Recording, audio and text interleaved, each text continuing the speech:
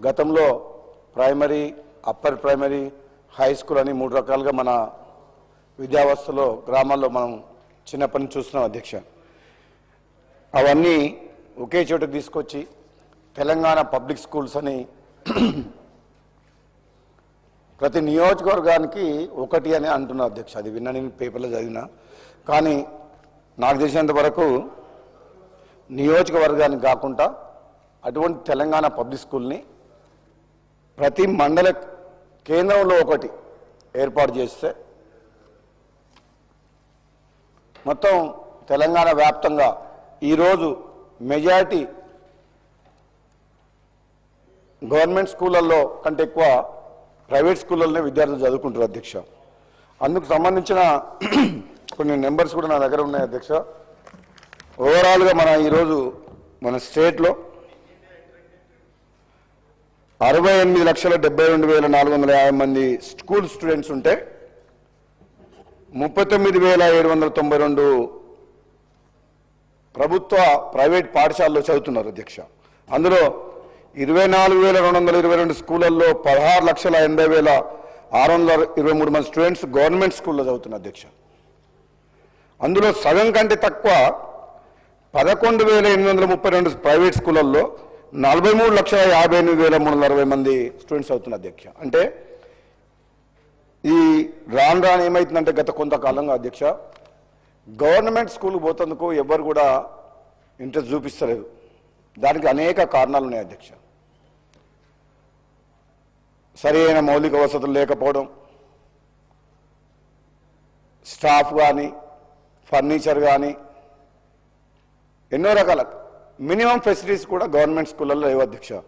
మరి ఎక్కడ ఏం జరుగుతుందో పొరపాటు. మరి గత ప్రభుత్వాలు ఎన్నో ప్రభుత్వాలు వచ్చిపోయినాయి. విద్య అనేది ఎంత ఇంపార్టెంట్ సబ్జెక్టు. నెంబర్ 1 విద్య, వైద్యం అనేది సమాజానికి మనకు రెండు కళ్ళ లాంటివి. అటువంటి విద్యని మరి 80 సంవత్సరాల స్వాతంత్రం వచ్చిన తర్వాత కూడా ఈ రోజు కూడా అధ్యక్ష నా నియోజకవర్గంలో, మునుగోడు నియోజకవర్గంలో primary, upper primary, high schools కలిసి 330 స్కూల్స్ ఉన్నాయి అధ్యక్ష. మొత్తం స్టూడెంట్స్ 9,750 మంది స్టూడెంట్స్ ఉన్నారు అధ్యక్ష. అంటే యావరేజ్గా ప్రతి స్కూల్లో 30 మంది ఉన్నారు. చాలా బాధాకరం అధ్యక్ష. ఇప్పుడు కూడా మన తెలంగాణ వచ్చిన తర్వాత కూడా మిగులు బడ్జెట్ తోటి హైదరాబాద్ రాజధానిగా వచ్చిన తెలంగాణలో ధనిక రాష్ట్రం అనుకుని మనం చెప్పుకునే మనము ఈ తెలంగాణ వచ్చిన తర్వాత అన్ని రంగాల్లో పేదలకు న్యాయం జరుగుతుంది, ముఖ్యంగా విద్య, వైద్యం విషయంలో పేదలందరికీ న్యాయం జరుగుతుందని చెప్పి భావిస్తున్న తరుణంలో గత ప్రభుత్వ 10 ఏళ్ల కాలంలో నిజంగా ఈ రెండు విషయాల్ని గాలికి వదిలేసారు అధ్యక్ష. అందులో ముఖ్యంగా చెప్పాలంటే అధ్యక్ష, ఈరోజు మన పల్లెల్లో, మన స్కూళ్ళల్లో, ఇప్పుడు కూడా మనం చిన్నప్పుడు చదువుకున్న స్కూళ్ళల్లో క్లాస్ రూమ్స్ కానీ, ఫర్నిచర్ కానీ, కాంపౌండ్ వాల్ కానీ, ప్లే గ్రౌండ్ కానీ, బాలికలకు టాయిలెట్స్ కూడా లేవు అధ్యక్ష. ఒక్కొక్క టీచర్ ఉన్న స్కూల్స్ సింగిల్ టీచర్ విధానం ఉంది అధ్యక్ష. ఒకటే టీచర్ ఉంటాడు, ఫస్ట్ క్లాస్ నుంచి 5th క్లాస్ కాదు. నాకు ఇంతవరకు అర్థం కాలే. అక్కడ 100 మంది స్టూడెంట్స్ ఉంటారు, ఒకటే టీచర్ అధ్యక్ష. ఒకటే టీచరు ఆ స్కూల్ మొత్తం రన్ చేస్తారు అధ్యక్ష. నేను ప్రభుత్వానికి మీ ద్వారా ముఖ్యమంత్రి గారికి నా విజ్ఞప్తి ఏంటంటే అధ్యక్ష, ఈ సింగిల్ టీచర్ ఉన్న ప్రైమరీ స్కూల్స్ని ప్రీ స్కూల్స్గా కన్వర్ట్ చేయాలి అధ్యక్ష. ప్రీ స్కూల్గా కన్వర్ట్ చేస్తే నర్సరీ, ఎల్కేజీ, యూకేజీ వరకు ఆ స్కూళ్ళు అప్పుడున్న ఇన్ఫ్రాస్ట్రక్చర్ సరిపోద్ది అధ్యక్ష. రిమైనింగ్ ఇప్పుడు మనం ఏదైతే అనుకుంటున్నామో ప్రభుత్వం ఆలోచిస్తుందో సరౌండింగ్లో నియరెస్ట్లో మేజర్ విలేజ్లో ఎక్కడైతే క్లస్టర్ స్కూల్గా ఏర్పాటు చేసి 1వ తరగతి నుంచి 12వ తరగతి వరకు ఇంటర్మీడియట్ విధానం తీసేసి 11th, 12th క్లాస్ పెడతా అంటారు. కాబట్టి అది చాలా మంచి ఆలోచన. ముఖ్యమంత్రి గారు విద్యాశాఖ మంత్రిగా ఉన్నారు కాబట్టి ఆ పోర్ట్ఫోలియో నిర్వహిస్తున్నారు కాబట్టి దాన్ని కూడా సమూలమైన మార్పులు తీసుకురావాలని చెప్పి తెలంగాణ విద్యారంగంలో ఆ తెలంగాణ పబ్లిక్ స్కూల్లో ప్రతి మండల కేంద్రంలో ఒకటి. మామూలుగానైతే ఇప్పుడున్న పరిస్థితుల్లో అధ్యక్ష ఈ లెక్కల ప్రకారం చూస్తే గవర్నమెంట్ స్కూల్స్ కానీ కాలేజీలు కానీ కంటే ఎక్కువ ప్రైవేట్ దగ్గరనే ఎక్కువ స్ట్రెంత్ ఉంది అధ్యక్ష. అంటే దాన్ని బట్టి అర్థమవుతుంది అధ్యక్ష, మనం సమాజంలో 75% మధ్యతరగతి పేదవాళ్ళు ఉంటారు అధ్యక్ష. వాళ్లకు విద్య వైద్యం అందించాల్సిన బాధ్యత మన ప్రభుత్వం మీద ఉంది. కానీ ఈరోజు రివర్స్ ఉంది అధ్యక్ష. 75% పీపుల్ ప్రైవేట్ స్కూళ్ళకి పోతుండ్రు, ప్రైవేట్ కాలేజీలకు పోతుండ్రు. 25% మాత్రమే గవర్నమెంట్ స్కూళ్ళల్లో గవర్నమెంట్ కాలేజీలో చదువుతుండ్రు. వైద్య రంగంలో కూడా అంతే ఉంది అధ్యక్ష. కాబట్టి దీన్ని ప్రభుత్వం సీరియస్గా తీసుకొని తెలంగాణ పబ్లిక్ స్కూల్స్ని పెద్ద ఎత్తున ఒకటి కాదు మండలానికి ఒక 3-4 స్కూల్ చేసినా కానీ రాబోయే రోజుల్లో ప్రైవేట్ స్కూల్కు ఎవరు కూడా పంపించారు అధ్యక్ష. కేవలం మన దగ్గర ఫెసిలిటీస్ లేవు, సరి అయిన బోధన లేదు, బిల్డింగ్స్ లేవు, అన్ని రకాలుగా పట్టించుకునే నాదులు లేడు ఈ గవర్నమెంట్ స్కూళ్ళల్లో అన్న ఉద్దేశంతో పేదవాళ్ళు వాళ్ళు ఎంత కష్టపడైనా సరే చుట్టుపక్కల గ్రామాల ప్రైవేట్ స్కూల్కి ఏదైనా మా మండల హెడ్ క్వార్టర్కు ఆటోలలో బస్సులలో పంపిస్తున్నారు. కానీ గవర్నమెంట్ స్కూల్ ఊర్లోనే గవర్నమెంట్ స్కూల్ ఉంటుంది అధ్యక్ష, కానీ పిల్లల్ని పంపిస్తలేరు. నేను చాలా స్కూల్లో ట్రై చేసే స్కూల్ టీచర్స్ లేరు, స్టాఫ్ లేరు, క్లాస్ రూమ్స్ లేవు, బెంచెస్ లేవు. ఏం చేయలేక వాళ్ళు విలేజ్ దగ్గర వెళ్ళి 12 కిలోమీటర్లు చిన్న చిన్న పిల్లల్ని పంపిస్తారు అధ్యక్ష. నేను మా మున్గోడు నియోజకవర్గం చూస్తే గవర్నమెంట్ స్కూల్లో 200-300 మంది హై స్కూల్లో ఉంటే అదే ప్రైవేట్ స్కూల్ ఉంటే 2000 మంది స్టూడెంట్స్ ఉంది అధ్యక్ష. అంటే దాని అర్థమైంది, గవర్నమెంట్ స్కూళ్ళల్లో సరైన వసతులు లేవు, ఉన్నామా తిన్నామా తెల్లారిందా అన్నట్టే ఆ విధంగా నడుస్తుంది తప్పితే సీరియస్గా ఎడ్యుకేషన్ మీద గవర్నమెంట్ ఫోకస్ చేయాలి అధ్యక్ష. ఇప్పుడున్న పరిస్థితుల్లో ముఖ్యంగా మనం అన్ని సంక్షేమ పథకాలు పెడుతున్నాం, ఎన్నో రకాలుగా మనం పేదలకు అండగా ఉండాలనుకుంటాం. కానీ వాళ్ళకి విద్య విషయంలో మనం మొదటి నుంచే వాళ్ళ ఫౌండేషన్ స్ట్రాంగ్ చేస్తే, వాళ్ళ కాలం మీద వాళ్ళు నిలబడితే ఎక్కడైనా వాళ్ళు చదువుకొని ప్రపంచవ్యాప్తంగా ఉద్యోగాలు వ్యాపారాలు ఏదో ఒకటి చేసుకొని బతారు అధ్యక్ష. ఒక వీక్ ఫౌండేషన్ ఉంటుంది. మనం మంచి ఎడ్యుకేషన్ ఇవ్వకపోతే, క్వాలిటీ ఎడ్యుకేషన్ ఇవ్వకపోతే చిన్నప్పటి నుంచి వాళ్ళకు స్పోర్ట్స్లో కూడా గేమ్స్లో కూడా ఒక ఫిజికల్ ఫిట్నెస్ కూడా ఇంపార్టెంట్. కాబట్టి వాటి మీద మనం ఫోకస్ చేయాలి అధ్యక్ష.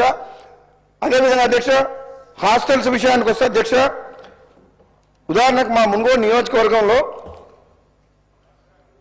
18 హాస్టల్స్ ఉన్నాయి అధ్యక్ష. KGBV girls hostels 6, BC residential Mahatma Jyotirao Phule girls hostel 1, boys 1, minority residential school boys hostel 1, ST residential hostel 1, SC residential school girls 1, boys 1, 2, Telangana residential general Choutuppal అంటే మీకు తెలుసు అధ్యక్ష సర్వెల్. ఇది మనం ఉమ్మడి ఆంధ్రప్రదేశ్లో 1970s పివి నరసింహారావు ఆధ్వర్యంలో అప్పటి ముఖ్యమంత్రి గారి ఆధ్వర్యంలో పెట్టిన సర్వెల్ స్కూల్ అందరికీ తెలుసు. అదేవిధంగా తెలంగాణ మోడల్ స్కూల్ ఎడ్యుకేషన్ అని చెప్పి 4 ఇలా 18 ఉన్నాయి అధ్యక్ష. ఎంత బాధాకరమైన విషయం అంటే అధ్యక్ష, నేను ఆల్మోస్ట్ అన్ని ఒకదాని తర్వాత 18 హాస్టల్స్ పోయినా అధ్యక్ష. పర్సనల్గా విజిట్ చేసిన హాస్టల్లో ఫెసిలిటీస్ ఎట్లున్నాయి. ఒక్కొక్క రెసిడెన్షియల్ హాస్టల్లో గర్ల్స్ బాయ్స్ దాంట్లో 300 to 400 మధ్యన ఉన్నారు అధ్యక్ష. అంటే అక్కడ పోయినప్పుడు నిజంగా కేజీబీబీ మరి కూడా ఫస్ట్ నేను విజిట్ చేసిన అధ్యక్ష, 360 మంది గర్ల్స్ ఉంటే 8 బాత్రూమ్లు 8 లాట్రిన్లు ఉన్నాయి అధ్యక్ష.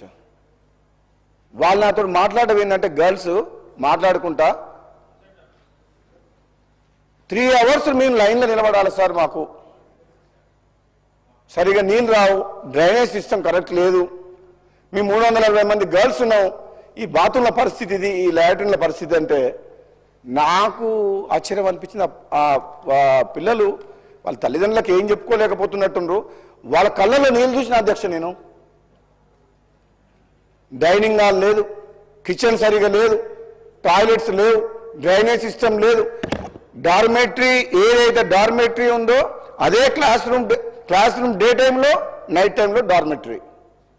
ఫ్యాన్స్ లేవు, ఫర్నిచర్ లేదు, మెష్ లేదు, దోమలు ఉన్నాయి, గ్రౌండ్ లేదు, ఇది చెప్పుకుంటూ పోతే నేను చెక్ లిస్ట్ తయారు చేసిన అధ్యక్ష. ఒక 15 రకాల సమస్యలు ఏదైతే ఉండాలనో గర్ల్స్ పేద తల్లిదండ్రులు కూలికో నాలుకో బయటోళ్ళు వ్యవసాయ కూలీలో చిన్న చిన్న ఉద్యోగాలు చేసుకునే వాళ్ళు పిల్లల్ని హాస్టల్లో మన గవర్నమెంట్ మన మీద నమ్మకంతో వేసిపోయిండు. నిజంగా అక్కడ హాస్టల్ వాడినడితే నాకేం తెలియదు అంటది. 360 మంది ఉన్న హాస్టల్లో ఒక కుటుంబంలో మన పిల్లల్ని 2 పిల్లలు ఉంటే భార్యాభర్తలు నాకు ఎంత అలర్ట్గా ఉండి వాళ్ళని మానిటరింగ్ చేస్తాం అధ్యక్ష. 360 మెంబర్స్ గర్ల్స్ ఉంటే వాళ్ళని పట్టించుకునే నాదుడే లేదు. మన గవర్నమెంట్ మెస్ ఛార్జీలు 40% పెంచింది, కానీ మానిటరింగ్ లేకపోవడం వల్ల క్వాలిటీ పెరగలే.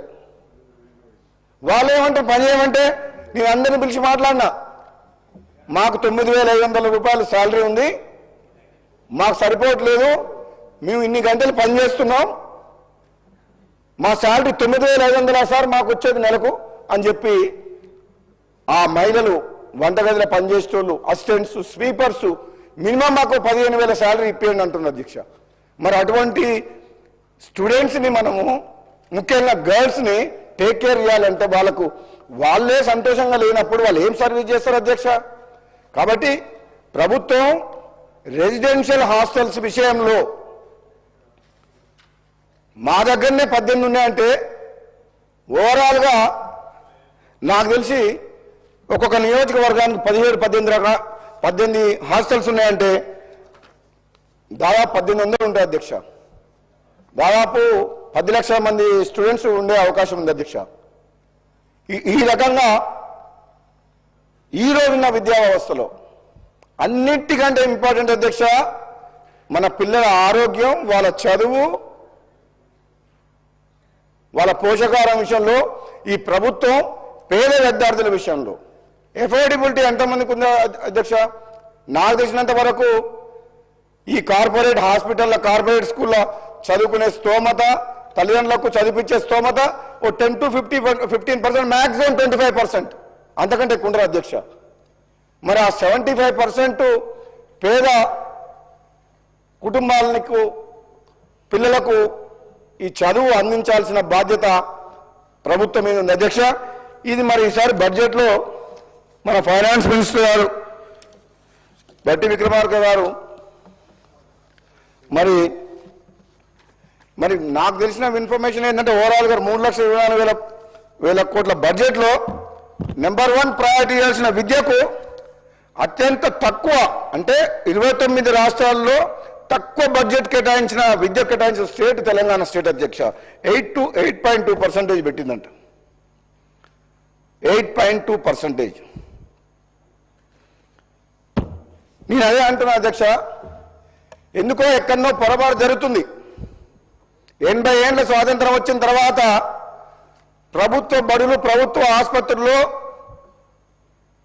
మన పిల్లలు చదువుకునే పరిస్థితి, పేదలు హాస్పిటల్ పోయే పరిస్థితి లేదు అనే విషయం మన అందరికీ తెలుసు అధ్యక్ష.